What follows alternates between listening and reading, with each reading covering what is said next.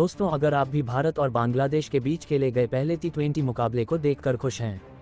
तो इस वीडियो को एक प्यारा सा लाइक जरूर करिएगा। और अगर चैनल पर पहली बार आए हैं तो प्लीज़ चैनल को भी सब्सक्राइब जरूर कर लीजिएगा। श्रीलंका के खिलाफ ODI सीरीज समाप्त होने के बाद अब हमारी भारतीय टीम बांग्लादेश के खिलाफ T20 सीरीज खेलने जा रही हैं। दोस्तों, भारत और बांग्लादेश के बीच खेला गया पहला T20 मुकाबला बहुत ही रोमांचक रहा और इस मुकाबले में रोमांच की सारी हदें ही पार हो गई। जी हां दोस्तों, मुकाबले की बात करें तो भारतीय टीम के सभी विस्फोटक बल्लेबाज कप्तान सूर्य कुमार यादव, रिंकू सिंह और अभिषेक शर्मा का ऐसा तूफान देखने को मिला कि बांग्लादेश की टीम देखती रह गई। इसके बाद भारतीय टीम के गेंदबाजों ने कमाल की गेंदबाजी करते हुए बांग्लादेश के बल्लेबाजों के पसीने छुड़ा दिए। तो आज के वीडियो में हम आपको बताने जा रहे हैं भारत और बांग्लादेश के बीच खेले गए पहले T20 मुकाबले का रोमांच से भरा हुआ फुल हाईलाइट। तो प्लीज़ वीडियो को अंत तक जरूर देखिएगा। लेकिन उससे पहले रोहित शर्मा और सूर्य कुमार यादव में आप सबसे बेहतरीन कप्तान किसे मानते हो, अपनी कीमती राय हमें कमेंट करके जरूर बताइएगा। दोस्तों, आपको बता दें कि भारत और श्रीलंका के बीच खेले ODI सीरीज में भारतीय टीम को बुरी तरह श्रीलंका ने धूल चटाई थी, जो कि सभी भारतीय फैंस के लिए अच्छी खबर नहीं है। और अब भारत और बांग्लादेश के बीच 3 मैचों की T20 सीरीज का आगाज हो चुका है। इसमें एक बार फिर से भारतीय टीम ने सूर्य कुमार यादव की कप्तानी में अपना जौहर दिखाना शुरू कर दिया। दोस्तों, मुकाबले की बात करें तो भारत और बांग्लादेश के बीच पहला T20 मुकाबला आज दिल्ली के अरुण जेटली स्टेडियम में खेला गया, जहां पर आज स्टेडियम में सिक्का उछला जो भारतीय टीम के पक्ष में नहीं गिरा और बांग्लादेश के कप्तान नजमुल हुसैन संतो ने टॉस जीता और बांग्लादेश टीम के कप्तान नजमुल हुसैन शांतो ने पहले गेंदबाजी करने का फैसला किया और हमारी भारतीय टीम को पहले बल्लेबाजी करने के लिए आमंत्रित किया। पहले बल्लेबाजी का न्योता मिलने के बाद भारतीय टीम बल्लेबाजी करने मैदान पर आए।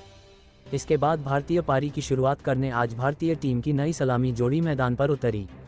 अभिषेक शर्मा के साथ यशस्वी जायसवाल भारतीय पारी का आगाज करने आए और इस मुकाबले में अभिषेक शर्मा और जायसवाल पर अपनी टीम को एक बड़ी शुरुआत दिलाने की एक बड़ी जिम्मेदारी उनके कंधों पर थी और इन दोनों ने मैदान पर आते ही बहुत ही संभल कर बल्लेबाजी की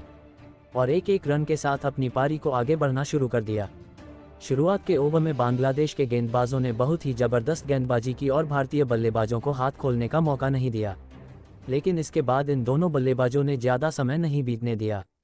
और धीरे धीरे अपने हाथ खोल दिए, खास करके अभिषेक शर्मा ने, जहां पर अभिषेक शर्मा ने चौथे ही ओवर में पहली 2 गेंद पर 2 जबरदस्त छक्के लगाए।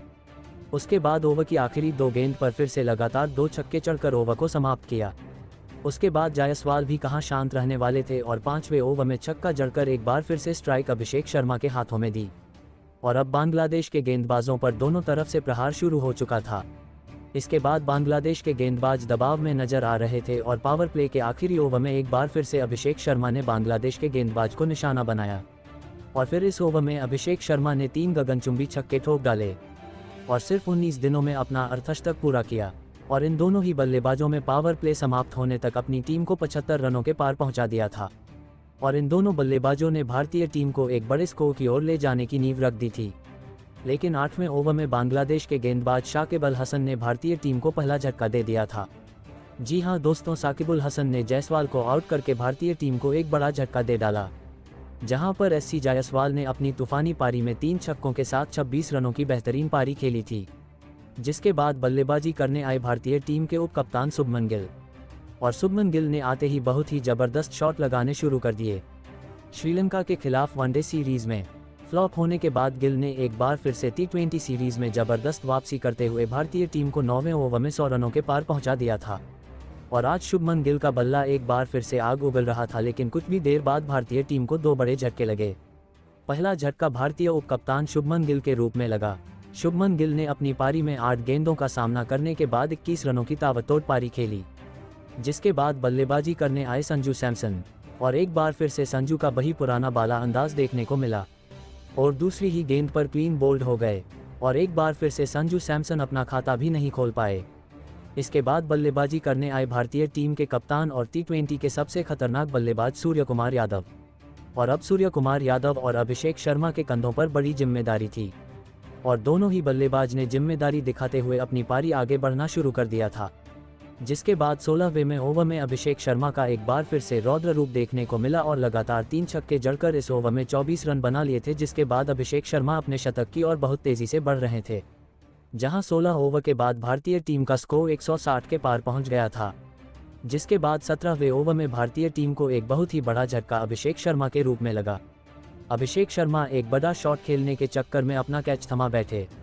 इस तरह से अभिषेक शर्मा अपने शतक से चूक गए। अभिषेक शर्मा ने 8 छक्कों और 5 चौकों की मदद से 92 रनों की जबरदस्त पारी खेली,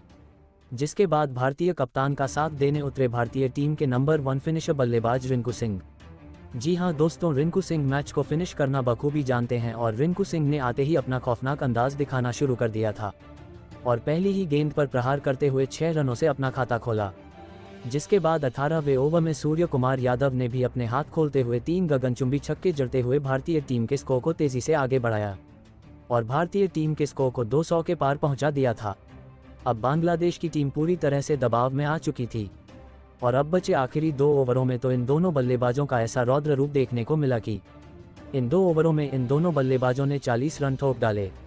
जिसमें रिंकू सिंह ने लगातार 4 छक्के जड़कर कोहराम मचा दिया था। जिसके बाद भारतीय कप्तान सूर्य कुमार यादव भी कहां पीछे रहने वाले थे, 2 छक्के जड़ते हुए बांग्लादेश के गेंदबाजों को दिन में तारे दिखा दिए थे और इस तरह से निर्धारित 20 ओवरों में भारतीय टीम ने 242 रन को बोर्ड में टांग दिए थे, जहां पर रिंकू सिंह ने जबरदस्त बल्लेबाजी करते हुए सिर्फ 17 गेंदों में अपना अर्धशतक पूरा कर लिया और कप्तान सूर्य कुमार यादव के बल्ले से भी 47 रनों की ताबड़तोड़ पारी देखने को मिली और अब इस तरह से बांग्लादेश को 243 रनों की जरूरत थी, जिसे बना पाना बिल्कुल भी संभव नहीं था। जिसके बाद बांग्लादेश बल्लेबाजी करने उतरी तो बांग्लादेश की शुरुआत बेहद खराब रही और दूसरे ही ओवर में अर्शदीप सिंह ने बांग्लादेश को एक बहुत बड़ा झटका लिटन दास के रूप में दिया। जिसके बाद बल्लेबाजी करने उतरे बांग्लादेश के कप्तान नजमुल हुसैन संतो और आते ही कप्तान ने अपने हाथ खोलने शुरू कर दिए और धीरे धीरे इन दोनों बल्लेबाजों ने भारतीय गेंदबाजों की कुटाई करते हुए अपनी टीम को 55 रनों के पार पहुंचा दिया। जिसके बाद भारतीय टीम को एक विकेट की तलाश थी और भारतीय कप्तान ने गेंदबाजी में बदलाव करते हुए भारतीय टीम के उभरते हुए स्पिन गेंदबाज रवि बिश्नोई को गेंदबाजी करने को कहा और पावर प्ले के आखिरी ओवर में रवि बिश्नोई ने इन दोनों बल्लेबाजों को आउट करके बांग्लादेश की कमर तोड़ दी थी। जिसके बाद बल्लेबाजी करने उतरे साकिब उल हसन और महमूदुल्लाह ने कुछ बड़े शॉट खेलकर भारतीय गेंदबाजों पर दबाव बनाने की पूरी कोशिश की। इधर शाकिब उल हसन का बल्ला आग उगलने लगा था और 10 ओवर के बाद बांग्लादेश का स्कोर 100 रनों के पार पहुंच चुका था। हालांकि बड़ा स्कोर होने के चक्कर में बांग्लादेश को और ज़्यादा स्ट्राइक रेट से रनों की ज़रूरत थी, जिसके कारण भारतीय गेंदबाजों ने फ़ायदा उठाया, जहां पर रवि बिश्नोई ने कमाल की गेंदबाजी करते हुए 4 विकेट अपने नाम किए। तो वहीं पर वाशिंगटन सुंदर ने भी अपनी गेंदबाजी से बांग्लादेश के बल्लेबाजों को रन बनाने का मौका नहीं दिया और 3 विकेट अपने नाम किए। तो इस तरह से बांग्लादेश की टीम सिर्फ 180 रन ही बना सकी और भारतीय टीम ने ये मुकाबला 63 रनों से अपने नाम कर लिया। तो दोस्तों, भारत और बांग्लादेश के बीच खेला गया पहला T20 मुकाबला कैसा लगा कमेंट करके हमें ज़रूर बताइएगा और अगर आप हमारे चैनल पर पहली बार आए तो प्लीज़ हमारे चैनल को सब्सक्राइब ज़रूर कर लीजिएगा और वीडियो को लाइक और शेयर करना बिल्कुल भी नहीं भूलिएगा। धन्यवाद दोस्तों।